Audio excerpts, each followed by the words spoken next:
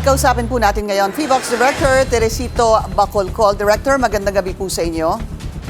Magandang gabi din po sa inyo, ma'am. Alright, Director, ano na po ang sitwasyon ng Mayon? Okay, so sa ngayon patuloy pa rin ang effusive eruption ng Mayon Volcano, and meron pa rin effusive activities tulad ng lava flow, rock falls at paminsan-minsang collapse-generated PDCs katulad ng nangyari noong Sabado, although hindi na masyadong ganun kalaki. In fact, for the past 24 hours, nakapagtala tayo ng 5 volcanic earthquakes, 411 rock falls, at 4 na pyroclastic density current o yung tinatawag na uson sa Bicol. At sa kasalukuyan, maintain pa rin natin yung alert level 3 status ng Mayon Volcano. Okay, so nasa alert level 3 pa rin. Meron po akong nabasa na parang sinasabi yung sitwasyon ngayon is the same as 2023. Is that correct, Director?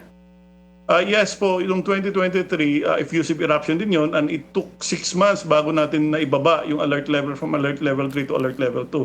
So similar din yung pinapakita ngayon, effusive eruption, katulad ng 2023, meron din tayong pyroclastic density current, and in fact, yung pinakamahaba at that time is umabot ng 4 kilometers. Ngayon, mas mahaba bahagya, umabot ng 5 kilometers yung PDC natin nung Sabado. Director, could the situation get worse? Well, the possibility is always there. Tinitingnan natin yung ibang parameters muna.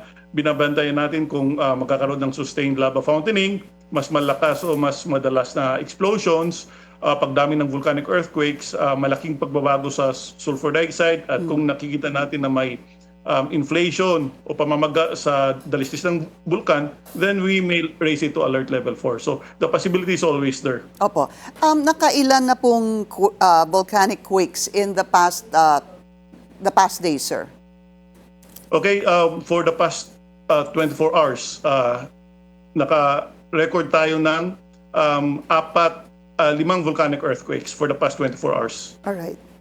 And ano ho kaya ang maaaring maipayo sa mga residente at mga LGU sa Albay, Director?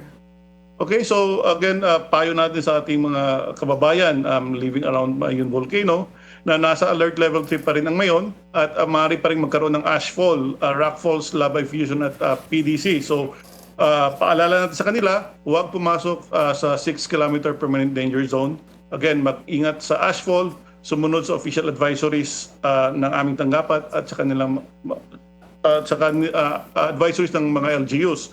Ngayon, for the LGUs naman, ipagpatuloy ang pagpapatupad ng safety restrictions at maging handa kung sakaling kailangan na evacuate yung mga tao living beyond the 6 kilometer danger zone in the event na itaas natin yung alert level.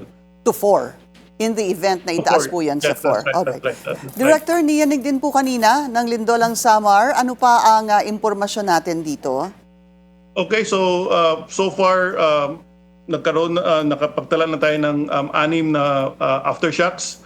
Yung lindol kanina is magnitude 6.0, and yung source po nito is the Philippine Trench. May lalim po ito na 56 kilometers. And yung epicenter ay nasa 20 kilometers northeast of San Julian, Eastern Samar. So far, ang pinakamataas na intensity na na-report sa atin is intensity 5. Although sinasabi natin na expecting damages, pero sa ngayon, ang pinakamataas na intensity, which is intensity 5, hindi po yan, wala pa pong damage dyan. So kadalasan, nagsisimula ang damage sa intensity 6. Pero medyo Director, sabi mo ilang kilometers yung depth? 52, 54? 56. 56. That's quite deep, no? Yeah, so that's the reason why hindi po tayo, although nasa dagat yung epicenter, hindi po tayo nag-issue ng tsunami advisory kasi magnitude 6.0 at a depth of 56, hindi po yan makapag-generate ng tsunami. Maraming salamat po sa inyong oras, PHIVOX Director Teresito Bacolcol. Mag-follow sa aming mga social media accounts at mag-subscribe sa aming YouTube channel para sa pinakahuli at eksklusibong mga balita.